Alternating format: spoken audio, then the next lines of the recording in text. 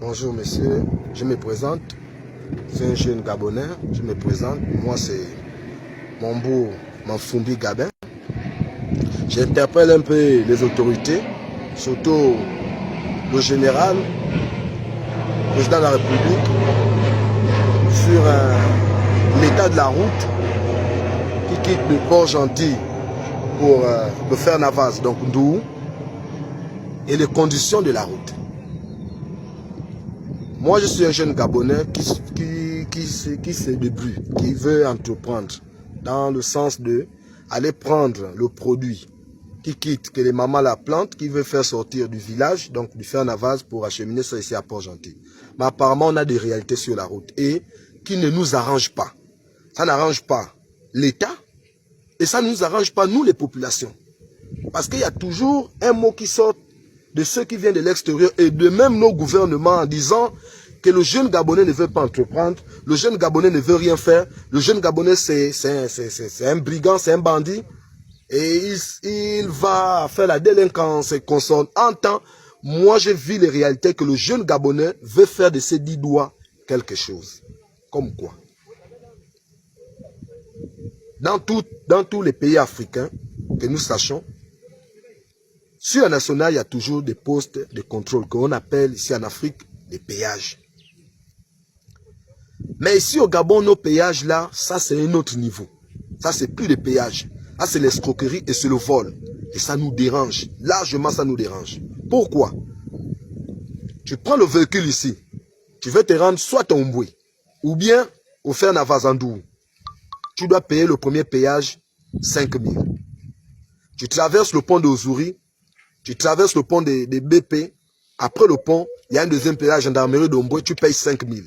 Tu traverses.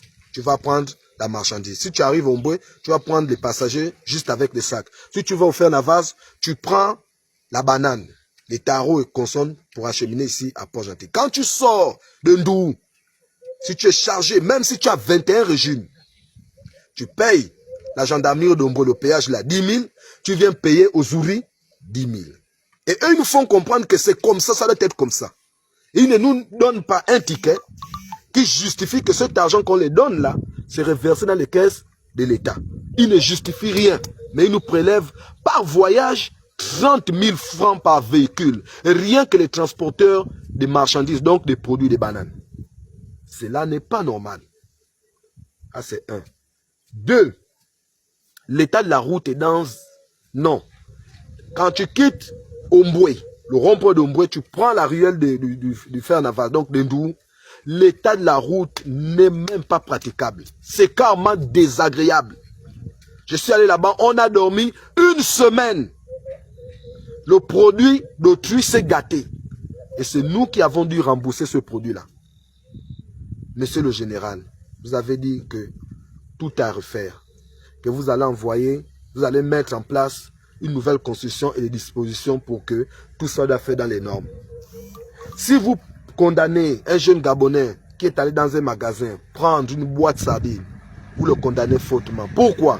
Parce que c'est la manière de faire de l'État gabonais, la manière de faire qui n'arrange pas les populations, qui nous donne la faim. Sinon, nous, on veut bien travailler, mais vous ne nous aidez pas à travailler.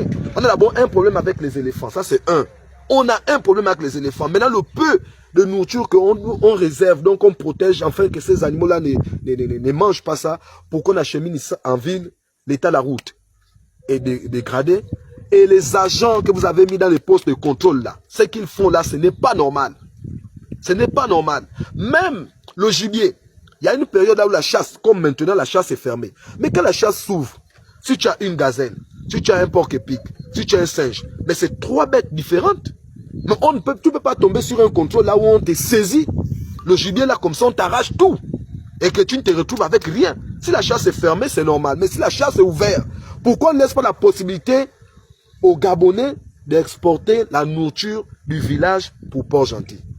Pourquoi vous nous imposez de manger le poulet alors qu'on a la viande de brousse que Dieu nous a donnée gratuitement? Tout ça là, il faut revoir ça. Et sanctionner. Je viens bien montrer mon visage. Je n'ai peur de rien. Je dois dénoncer. Sanctionner, trouver des solutions pour la route, les postes de contrôle que nous payons sur la route là. Ce n'est pas normal qu'en rentrant, on paye 5 000, 5 000. En sortant, on paye 10 000, 10 000. Ça, c'est un point. Deuxièmement, ils n'ont pas ce droit. Non, rien ne leur donne le droit de nous imposer de payer les taxes alors qu'il n'y a même pas un reçu. Un régime de bananes, pour le prendre en Dourou, pour l'acheminer jusqu'à Port-Gentil, c'est 2 000 francs l'unité. Écoutez très bien. Là, voilà maintenant comment la population va maintenant rentrer dans le vol, le banditisme, et vous dites que la population gabonaise ne veut rien faire. On a les enfants qui doivent aller à l'école. On a tous les maisons, on n'a pas. Vous n'avez pas conçu des allocations familiales. Donc, on n'a pratiquement rien. On doit louer des maisons de nos frères qui sont venus construire dans nos terrains ici au Gabon. On doit louer et eux, la fin du mois, c'est là seulement. Tu dois les donner l'argent de la maison.